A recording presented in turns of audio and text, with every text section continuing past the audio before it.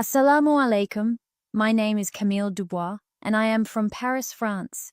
If you had asked me a year ago whether I believed in God, I would have laughed in your face. I was a forensic pathologist, a scientist of death. For 18 years, I worked in the morgue of one of the largest hospitals in Paris. I have examined more than 3,000 dead bodies. I have seen what death does to the human face. The grey skin, the sunken eyes, the silent terror frozen in the muscles of the jaw. Death never smiles. Death never looks peaceful. That was my truth for 18 years, until they wheeled in body number 3047. I grew up in a quiet neighborhood in the south of Paris, the only daughter of two university professors. My father taught biology. My mother taught philosophy. In our home, God was treated as a charming superstition for people who could not bear the weight of reality. We did not pray. We did not visit churches. We celebrated Christmas the way one celebrates a national holiday, with food and wine and absolutely no mention of Christ. I remember being 7 years old, asking my mother what happens when we die, and she smiled at me and said, "Nothing, my love. The lights simply go out." That answer shaped the next 30 years of my life. I excelled in school. I studied medicine. I chose forensic pathology because I wanted to understand the human body in its most honest state. Silent, opened, revealing every secret it had hidden in life. I was good at my work. I was respected. I had a small apartment near the Seine, a cat named Voltaire, and a circle of brilliant atheist friends who debated philosophy over expensive wine every Friday night. From the outside, my life was complete. Yet despite being surrounded by all the comforts of a successful Parisian existence, a deep, pervasive sense of emptiness lingered in my heart. I told no one. How could I? I was the woman who had spent her entire career proving that the soul was a chemical illusion. But late at night, when I returned to my empty apartment, after a long shift cutting open the bodies of strangers, I would sit on my balcony and look at the sky and feel something I could not name. A hollow, a question with no shape. The morning everything changed was a Tuesday in October. The rain had not stopped for 3 days. I arrived at the morgue at 6 a.m. and my assistant handed me the file. Yassin El Amrani, 24 years old, Moroccan nationality, killed in a motorcycle accident on the Périphérique at 1 in the morning. Single impact, massive trauma to the chest. I had performed thousands of autopsies on young men who died on that road. I expected nothing unusual. I pulled back the white sheet, and I froze. His face was smiling, not the grim contraction of muscles you sometimes see after sudden death. A real smile, soft, peaceful, as if he had simply closed his eyes in the middle of hearing good news. His skin had not turned the grey I knew so well.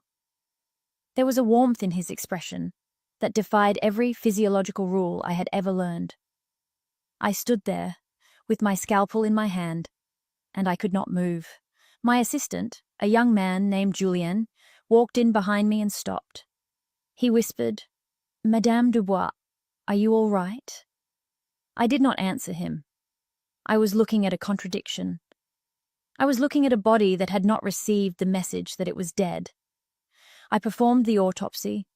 Everything inside was as expected. Ruptured aorta, broken ribs, catastrophic internal bleeding. He had died in seconds. There was no medical explanation for the expression on his face. I closed him back up with hands that were shaking for the first time in 18 years. That afternoon his mother came to identify him. A small woman in a long, dark coat, with a soft white scarf wrapped around her hair. She did not scream.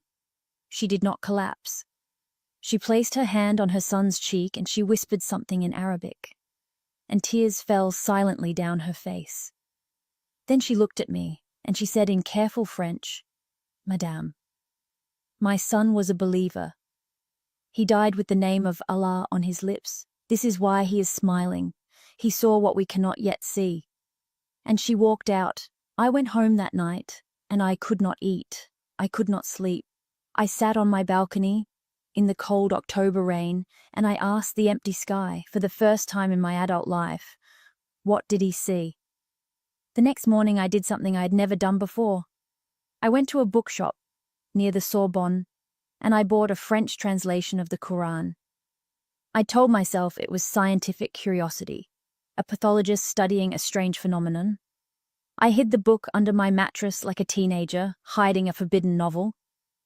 For 3 weeks I read in secret. I expected primitive mythology.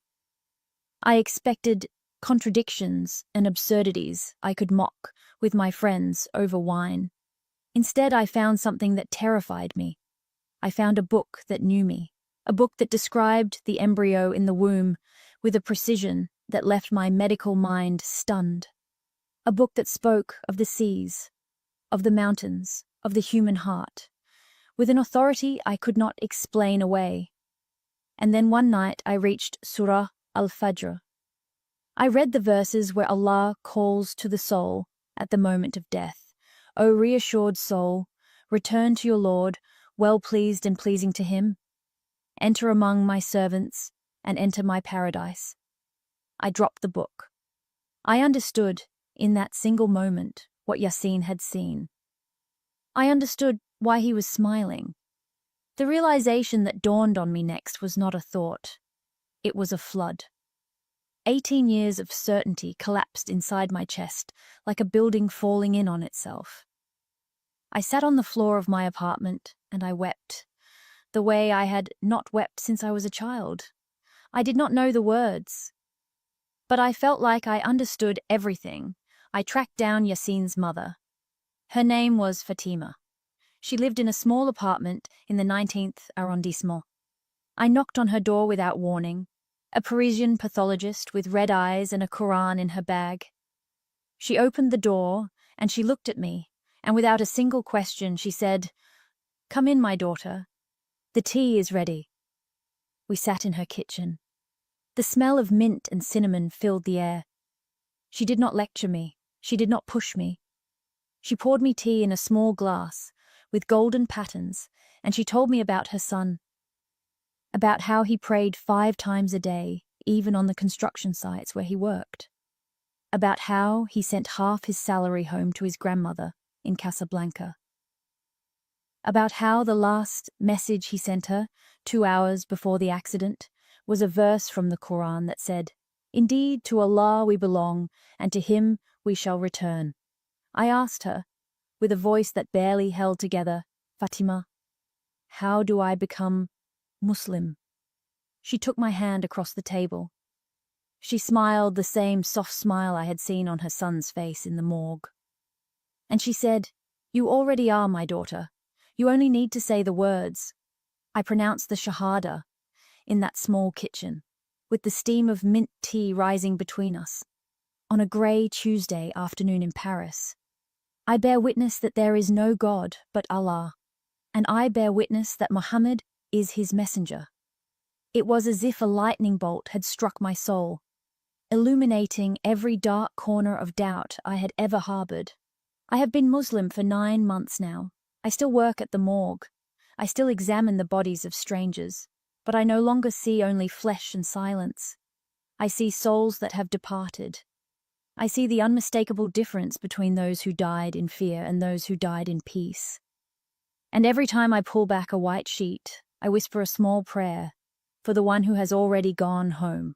My journey was long and sometimes painful, but every moment of doubt was worth it to finally arrive at the truth of Islam. To anyone who is searching, keep your heart open, listen to the Quran, and never ignore the truth when it stands clearly before you.